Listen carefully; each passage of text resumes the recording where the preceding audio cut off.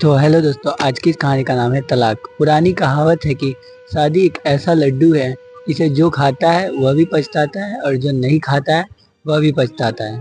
शादी होने से पहले ही युवक और युवतियों के मन में तरह तरह के नए नए ख्याल आने लगते हैं।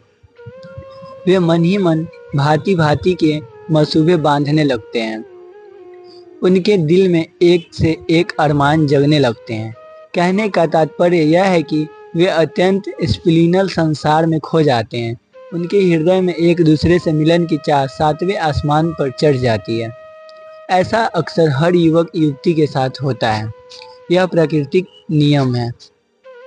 इस संसार में कुछ लोग ऐसे भी हैं जो एक सुंदर सभ्य और सुघड़ पत्नी मिल जाने पर जीवन भर भली भांति संतुष्ट रहते हैं। ऐसे लोग शादी को मीठा लड्डू समझते हैं। उनका जीवन सुख में गुजरता है। वही दूसरी ओर कुछ लोग ऐसे भी हैं जो सुंदर सभ्य और सुघड़ पत्नी न मिलने पर आजीवन दुखी रहते हैं। ऐसे लोग शादी को एक कड़वा और बहुत ही तीखा लड्डू मान लेते हैं। ऐसे लोगों को दाम्पत्य जीवन हमेशा दुखमय ही व्यतीत होता है। गृहस्थी की गाड़ी सुचारू रूप से चलाने के लिए विवाह के बाद पति पत्नी के विचारों में तालमेल होना नितांत जरूरी है, वरना वसा वसाया घर उजड़ते देर नहीं लगती है। पति पत्नी अलग अलग घर और परिवेश में पले बढ़े होते हैं, इसलिए उन्हें एक दूसरे के विचारों को अच्छी तरह समझकर तालमेल रखना निहायत जरूरी है। इसके अलावा घर परिवार में कुछ ऐसी बातें भी होती है जिसके लिए दोनों को ही आपस में समझौता करना आवश्यक है। अगर पति पत्नी दोनों की बुद्धिमान, संयमी, धैर्यवान और समझदार होते हैं तो उनमें वैचारिक टकराव की संभावना कम होती है। लेकिन दोनों में से यदि एक की कम बुद्धि का असहाय, धैर्यविहीन और नासमझ होता है तो वहाँ गृह क्लेश होता रहता है। पति पत्नी आपस में हमेशा लड़ते झगड़ते रहते हैं। ऐसा विवाह दोनों के लिए एक बड़ा बोझ बनकर रह जाता है। वे एक दूसरे को अपना सहयोगी नहीं वरन दुश्मन समझने लगते हैं। उनमें आए दिन महाभारत मची रहती है और वह घर घर नहीं बल्कि साक्षात घूरा बन जाता है। इसका नतीजा यह होता है कि कुछ दिन आपस में खींचतान करते करते उनके संबंधों की डोर कमजोर होकर टूट जाती है और अलग होने को मजबूर हो जाते हैं। ऐसी स्थिति आने पर उन्हें एक दूसरे से संबंध विच्छेद करके तलाक लेना पड़ता है। नाहक ही एक दूसरे पर छिटकसी करनी पड़ती है। आपस में नुक्ताचीनी और बुराई करने का अवसर मिल जाता है। परस्पर आरोप प्रत्यारोप का दौर शुरू हो जाता है। यह स्थिति समाज के लिए किसी भी तरह ठीक नहीं है। पति पत्नी को हर हाल में इससे बचना चाहिए। इसी में उनका और समाज का हित है। एक तो किसी से स्वार्थवश किसी प्रकार का संबंध बनाना नहीं चाहिए, और यदि किसी की तरह से बना लिया तो उसे तोड़ना नहीं चाहिए। संबंध बनाकर तोड़ना सबसे बड़ा निकृष्ट कार्य है। मनुष्य को हर हाल में इससे बचना चाहिए। मुट्ठीगंज इलाहाबाद के जाने माने व्यवसायी संजय के पास एक संतान के नाम पर मात्र एक पुत्र राहुल और एक पुत्री चंचला ही थी। उन्होंने अपने दोनों बच्चे को शिक्षा दीक्षा दिलाकर काबिल बनाया। पढ़ाई पूरी करने के बाद अध्यापक का प्रशिक्षण लेकर चंचला एक स्कूल अध्यापिका बन गई और उसका भाई राहुल, जो उम्र में उससे कुछ छोटा था, वह डॉक्टर बनकर समाज की सेवा करने लगा। अपने बच्चों की कामयाबी से बाबू संजय पति पत्नी बहुत प्रसन्न थे।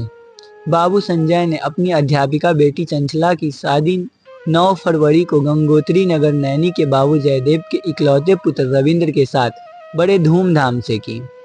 जयदेव बाबू का इकलौता बेटा सच में एक अलग किस्म का ही इंसान था। वह अन्य लोगों से बिल्कुल अलग किसी दूसरी दुनिया का युवक था। उसकी बारात खूब सज धज कर बाजे गाजे के साथ संजय के दरवाजे पर आई और चंचला तथा रविंद्र का विवाह हो गया। कन्या पक्ष ने वरण पक्ष का खूब स्वागत किया।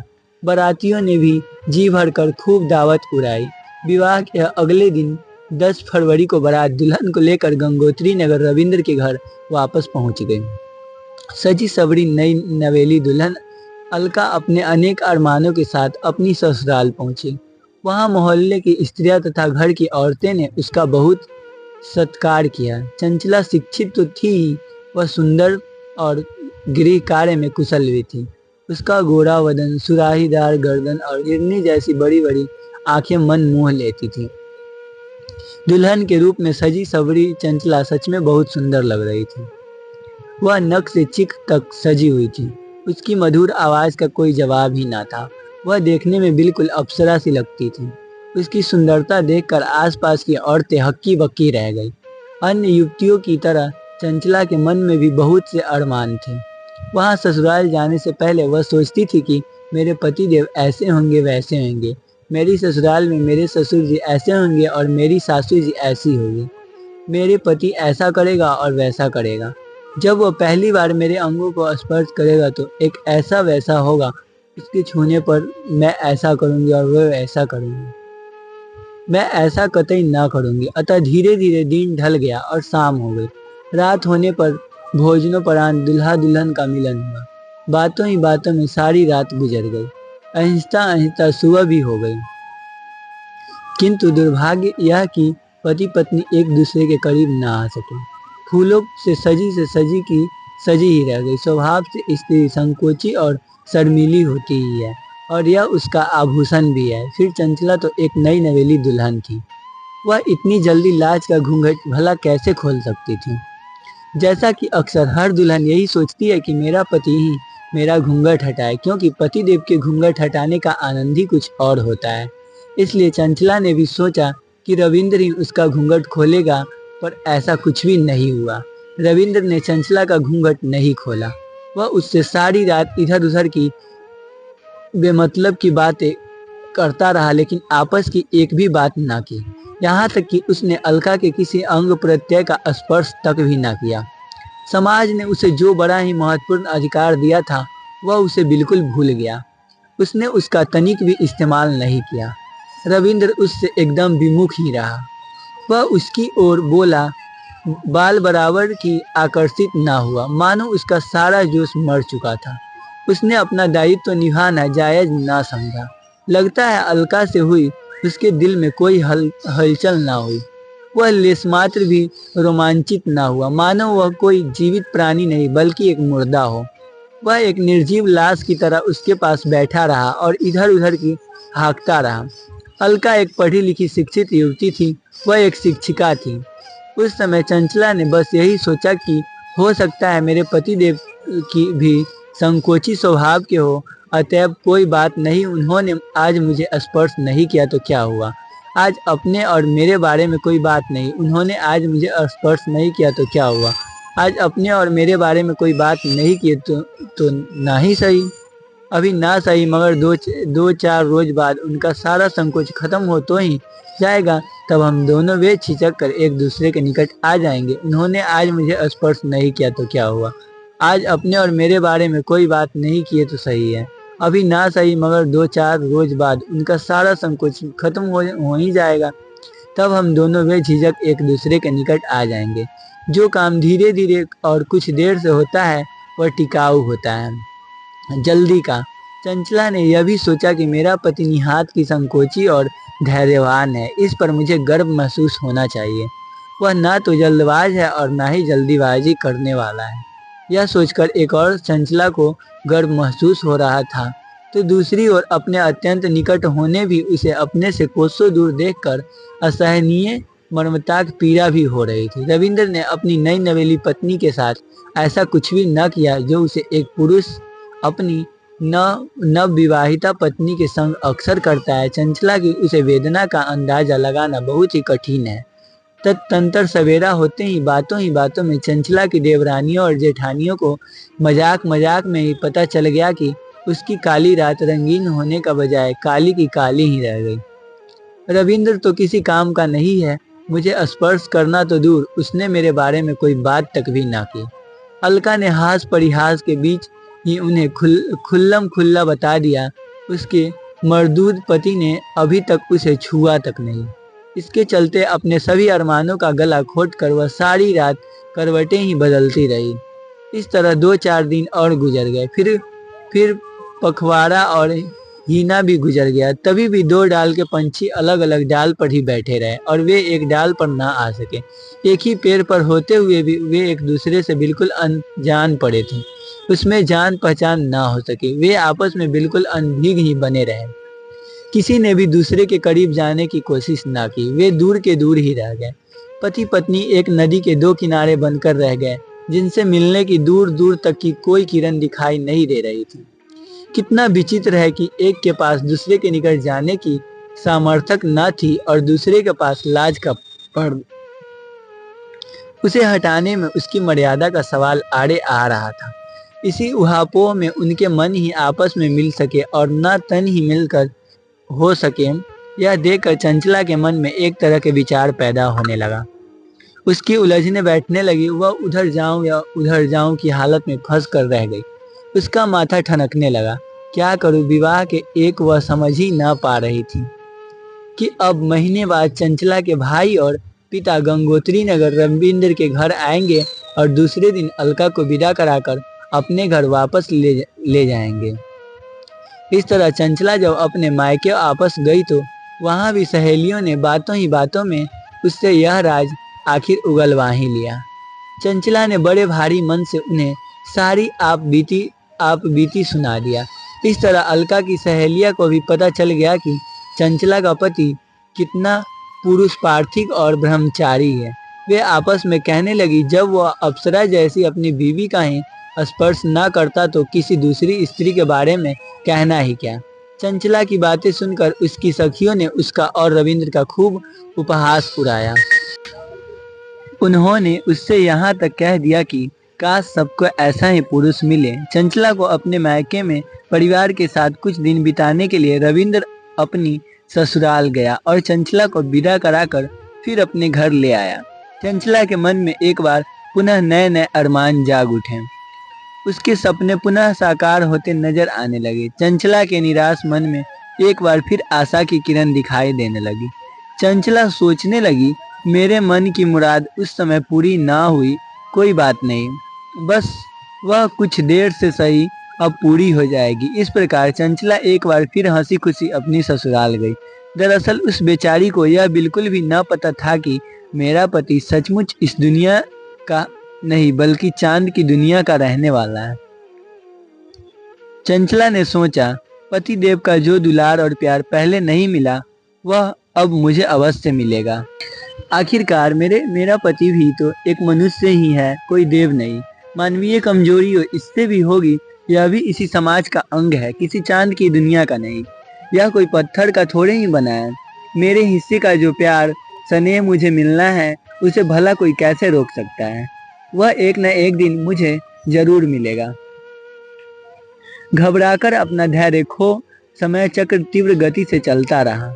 दिन निकलता ढलता रहा और शाम होती रही। शाम होने के बाद रात्रि भी आती जाती रही। आजकल का इंतजार करते करते एक महीना फिर बीत गया। चंचला प्रतिदिन श्रृंगार करके बनती संवरती रही। अगर कोई स्त्री चाहे तो वह किसी देवता को भी पलक झपकते ही सबके धर्म से डिगा सकती है, लेकिन किसी मुर्दे में जान डालना किसी ललना के वश की बात नहीं है। चंचला भी तरह तरह से सज धज कर रविंद्र को रिझाने की भी जी तोड़ प्रयास करती, मगर उसका पति रविंद्र इतना घाघ था कि वह हरगिज पिघलने वाला ना था। वह तनिक भी न बदला, मानो उसने चंचला से एकदम दूर रहने की कसम खा ली थी। इस तरह ना तो रविंद्र ही चंचला को कुछ समझ सका और ना तो चंचला ही उसे समझ पाई, बल्कि यूं ही समझ सकते हैं कि पति और पुरुष नाम पर वह एक बड़ा धब्बा था, लेकिन उसे इस बात का तनिक भी ज्ञान न था। उसके अंदर लेशमात्र भी किसी प्रकार का जोश न था। वह बिल्कुल निरुत्साही और कमजोर व्यक्ति था। उसे एकदम उत्साह विहीन और विमुख देखकर चंचला के धैर्य ने एकदम जवाब दे दिया। सहनशीलता की हद पार होते ही वह बिल्कुल अधीर हो उठी। धैर्यशील व्यक्ति का धैर्य समाप्त होने पर वह कुछ भी कर सकता है। इसके लिए वह किसी भी हद तक जा सकता है। रविंद्र की उदासीनता और निरुत्साह देखकर चंचला समझ गई कि यह सचमुच किसी और दुनिया है। अब इस मर्दूद के साथ मेरा गुजर बसर होना बहुत ही मुश्किल है। यदि यह पुरुषवाहिनी इसे विवाह करने की क्या जरूरत थी। किसी लड़की का जीवन बर्बाद करना भला कहाँ की इंसानियत है। अंत में साहस खत्म होते ही चंचला ने अपने ससुर और सासू से रविंद्र पर खुलेआम नामर्द होने का इल्जाम लगाते हुए उसके साथ रहने से साफ इनकार कर दिया। यह सुनते ही वे हक्का बक्का रह गए। पलक झपकते ही वे आश्चर्य में पड़ गए, क्योंकि अब तक उन्हें यह मालूम था कि बेटे और बहू के बीच सब कुछ बिल्कुल ठीक चल रहा है। 2 महीने बाद जब उन्हें अचानक यह सुनने में मिला कि उनका बेटा एक पुरुष बनने के लायक नहीं है और उसमें पुरुष का कोई गुण नहीं है, तो उन्हें अपार कष्ट हुआ। उन्हें चंचला की बात पर तनिक भी यकीन न आ रही थी कि वह सच बोल रही है। यह सुनकर रविंद्र ने उल्टा चोर कोतवाल को डांटे उल्टे उस पर ही आरोप मढ़ दिया कि अलका किसी पुरुष की पत्नी बनने लायक ही नहीं है। ऐसे में यह भला हमारे साथ कैसे रह सकती। झूठी बात सुनकर मन में कष्ट होता ही है, साथ ही क्रोध भी आता है। झूठ सुनकर सहन करना एक सत्यवादी और ईमानदार व्यक्ति के लिए अत्यंत कठिन हो जाता है। सुनने वाला कभी कभी मरने मारने को उतारू हो जाता है। रविंद्र का प्रत्यारोप सुनकर चंचला आग बबूला हो उठी। उसके सब्र का सारा बांध टूटकर बिखर गया। फलस्वरूप यह बात उसके पीहर तक उसके माँ बाप के पास भी पहुंच गई। यह सुनकर उन्हें भी बड़ा दुख हुआ। उनकी हालत ऐसी हो गई मानो उन पर पहाड़ टूट पड़ा। उनकी सारी खुशियाँ फुर हो गई, उनके मुंह से आह निकल गई। वे पछाड़ खाकर गिर पड़े। चंचला के पिता राम गोपाल अपने कुछ मित्र और रिश्तेदार को लेकर रविंद्र के घर चंचला के पास पहुंच गए। वहां जाने पर दोनों पक्षों में बहुत वाद विवाद हुआ। रविंद्र और उसके माँ बाप सामाजिक हंसी के भय से चंचला की बात को झुझलाने पर तुले हुए थे। वे बार बार यही यकीन दिलाने का यत्न करते रहे कि चंचला की बात में कोई दम नहीं है, वह जानबूझकर झूठ बोल रही है। ऐसा कुछ भी नहीं है जैसा चंचला इल्जाम लगा रही है। शायद चंचला रविंद्र को पसंद नहीं करती है और इसके अतः 2 महीने बाद ही 12 अप्रैल को काफी लड़ाई झगड़े के बाद चंचला अपने रिश्तेदारों के साथ दोबारा अपने मायका चली गई। तब कुछ दिन बाद दोनों पक्षों में इस मामले को निपटाने के लिए आपस में पंचायत भी हुई। पंचायत में पंचों ने यह फैसला किया कि पति पत्नी दोनों का मेडिकल परीक्षण कराया जाए। जब पति पत्नी आपस में एक दूसरे पर यह आरोप लगा रहे हो कि वह किसी का पति अथवा पत्नी बनने लायक ही नहीं है और वह एकदम अक्षम है, तो यह साफ साफ हो जाना चाहिए कि पति पत्नी में से किसमें क्या कमी है। पंचों ने कहा कि सच्चाई का पता लगे बगैर यह फैसला लेना कतई जायज नहीं है कि पति पत्नी दोनों एक दूसरे से अलग हो जाए। तब शहर के अस्पताल में दोनों का मेडिकल चेकअप हुआ। डॉक्टरी जांच के बाद रविंद्र की सारी कमी खुलकर सामने आ गई। वह सचमुच में एक पुरुषार्थहीन आदमी था। उसके अंदर कोई पुरुषार्थ न था। वह अंदर से बिल्कुल खोखला ही साबित हुआ। इससे उसकी बड़ी जग हंसाई हुई, लेकिन वह कोई भी एक दूसरे के साथ रहने को तैयार ना था। चंचला भी एक स्त्री ही थी, कोई पशु नहीं कि उसे जिस खूंटे से बांध दिया जाए वह जैसे तैसे वही पड़ी रहे। एक और यही यदि सामाजिक बंधन था तो दूसरी ओर उसका पूरा जीवन था, जिसे जानबूझकर बर्बाद करना उचित न था। रविंद्र जैसे बेजान को त्याग कर उसने बहुत अच्छा किया, वरना उसका सारा जीवन जीते जी सचमुच नरक बन जाता। समाज में जब किसी की पुत्री के साथ ससुराल पक्ष की ओर से कोई अन्याय होता है तो उसे बर्दाश्त करना मुश्किल हो जाता है। कन्या पक्ष बदले की भावना में जलने लगता है। उसके हृदय में प्रतिशोध की ज्वाला जलने लगती है। वह वर पक्ष से बदल लेने के लिए वह महिला उत्पीड़न और दहेज विरोधी कानून का सहारा लेकर उसे सबक सिखाने की व्याकुल हो जाता है। वह कानून को अपना सबसे बड़ा हथियार मान लेता है। हालांकि क्रोधवेश में विवेक से काम न लेकर वर पक्ष के खिलाफ ऐसा अनाप शनाप कदम उठाना सरासर गलत है। हमेशा सच्चाई को सामने लाने का प्रयास करना चाहिए। चंचला का दुख जब उसके माता पिता से सहन न हुआ तो उन्होंने भी अदालत में जाकर फरियाद की। दहेज में कार न देने पर मेरी बेटी चंचला के ससुराल वालों ने उसे घर से निकाल दिया। रविंद्र का परिवार विवाह के पहले से ही दहेज में कार की मांग कर रहा था, जिसके ना देने पर उन्होंने चंचला को घर से बेघर कर दिया। परंतु सुनवाई के दौरान अदालत में जब चंचला का बयान हुआ तो तनिक देर में ही सारी सच्चाई खुलकर सामने आ गई। उसका कथन सुनते ही अदालत ने उनकी फरियाद को अदालत ने नहीं सुनी और बिल्कुल अनसुनी कर दी। अंतोगत्वा दहेज का झूठा मुकदमा खारिज कर दिया गया। इससे रविंद्र और उसका परिवार तो बच गया, लेकिन चंचला जैसी पुत्र वधू को खोकर उन्हें बड़ा पछतावा भी हुआ।